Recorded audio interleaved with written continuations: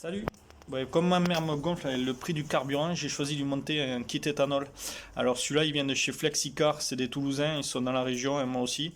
Donc je vais monter ça sur une Chevrolet. Alors je vous rassure, c'est pas un V8, c'est un 1 litre 7 soupapes.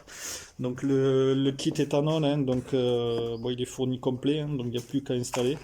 J'y connais rien, je suis vraiment novice. Je bricole un peu en mécanique, mais bon, on va le suivre à la notice en espérant que tout se passe bien. Donc l'accessibilité est un petit peu compliquée sur ce véhicule parce qu'il faut démonter un peu l'admission dessus, mais bon, ça devrait bien se passer. C'est pas des moteurs très compliqués.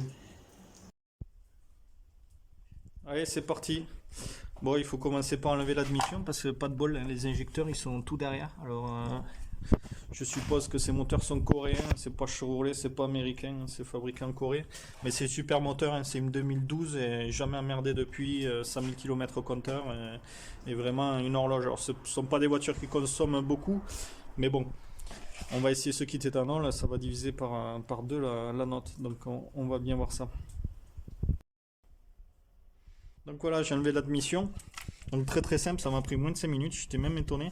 Je l'ai basculé sur le côté pour pas tout débrancher, ça me suffit largement pour accéder au 4 injecteurs, hein, donc c'est vraiment très pratique. Hein. Ces Américains coréens, ils sont trop forts, on devrait faire pareil. Donc là vous avez les 4 injecteurs, hein, on les voit bien. Donc d'après la notice, maintenant il faut identifier le 12 volts. Hein, donc bon, on va suivre la notice correctement, on va faire ça avec le multimètre.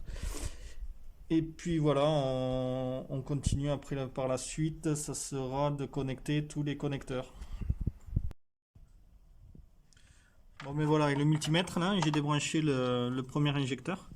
Hein, donc la borne moins sur la batterie, hein, c'est plus simple, c'est juste à côté en plus. Donc là je vais essayer, alors je suis tout seul donc ça va être compliqué, mais bon. Il y a les deux petites broches, alors je vais essayer sur la première. Donc là, hop, donc là, j'ai bien le 12 volts. Après contact, hein, il faut mettre le contact. Donc je ne sais pas si vous voyez, je suis tombé direct dessus. Et l'autre, si on le met à côté, voilà, j'ai des valeurs bon, entre 3 et 4. Hein, donc. Alors étape suivante, il faut brancher les connecteurs, hein, sur le faisceau. Donc ils sont fournis ces petits connecteurs. Alors ils sont démontés, pourquoi? Parce que il y a plusieurs modèles en fait suivant les constructeurs.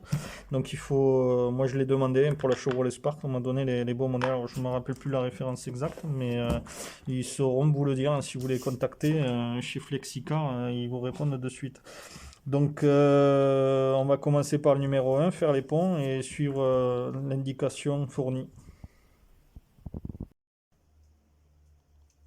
Alors pour pas faire d'erreur, je vais me noter le plus après contact sur mon nouveau connecteur femelle.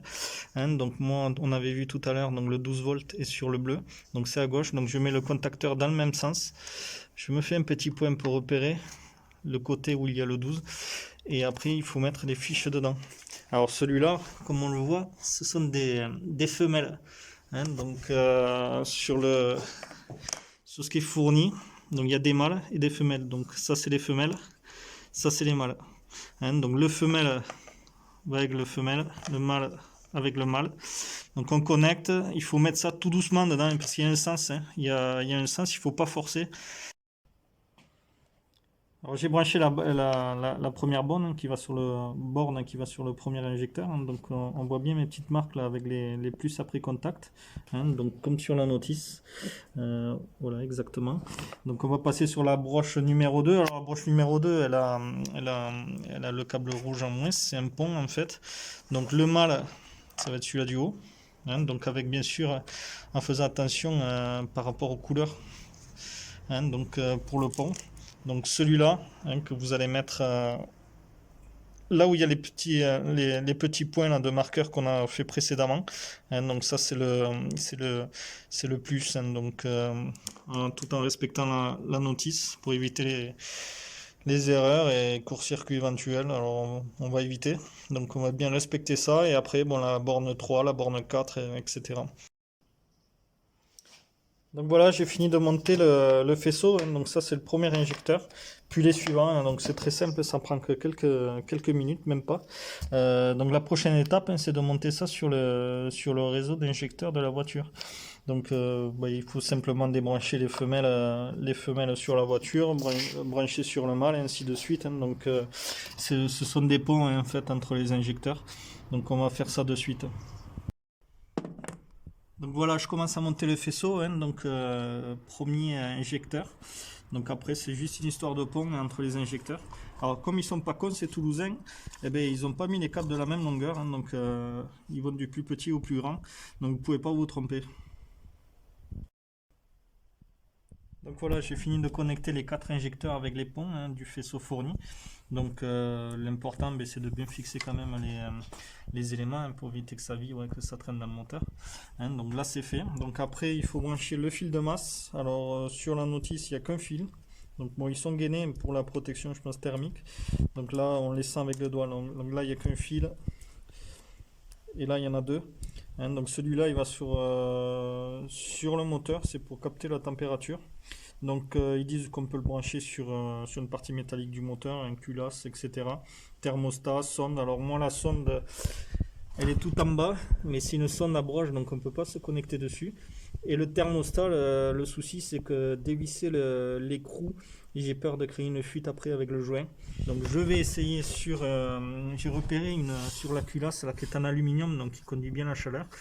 Une vis là qui est inutilisée, hein. Il y a juste à rajouter un boulon de 6. Je vais me connecter dessus, hein, parce que c'est tout près. Et on va bien voir ça. Si jamais vraiment ça c'est pas efficace, on se connectera directement sur le thermostat. Mais je pense que l'aluminium est assez conducteur, donc la chaleur sera présente à ce niveau-là. Donc voilà, côté moteur, tout est connecté.